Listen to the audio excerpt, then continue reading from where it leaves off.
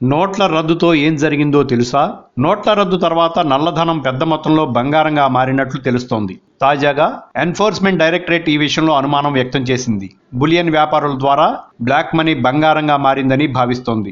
ఈ వ్యవహారంలో బ్యాంకుల పాత్ర కూడా ఉన్నట్లు అనుమానిస్తున్న ఈడీ అధికారులు దర్యాప్తు చేస్తున్నారు. ఈ మేరకు నవంబరులో దేశవ్యాప్తంగా దిగుమతి అయిన బంగారం నిల్వల డేటాను సేకరించిన అధికారులకు కళ్లు బైర్లు కమ్మాయి.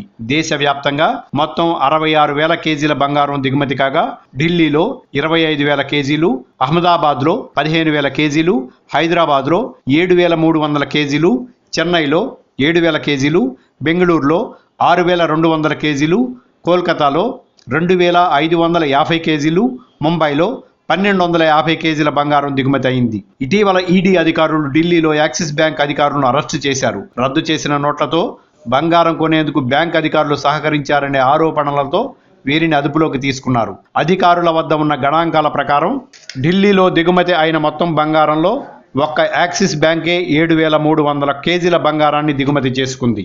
అంతకుముందు కల్పాదేవికి చెందిన ఓ బులియన్ వ్యాపారి ఇంటిపై దాడి చేసిన ఈడీ అధికారులు అతడు నవంబర్లో 600 కేజీల బంగారం విక్రయించినట్లు చెప్పాడు. అంతకు సంబంధించిన డాక్యుమెంట్లను కూడా అధికారులకు సమర్పించాడు.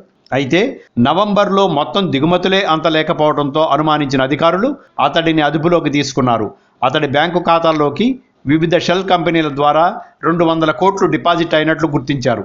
అలాగే మరో వ్యాపారి కూడా బంగారం విక్రయం ద్వారా 70 కోట్లు సమకూర్చుకున్నాడు. అతడి అకౌంట్ను అటాచ్ చేసిన ఈడీ అధికారులకు అందులో నామమాత్రపు సొమ్ము ఉండటంతో కంగు తిన్నారు.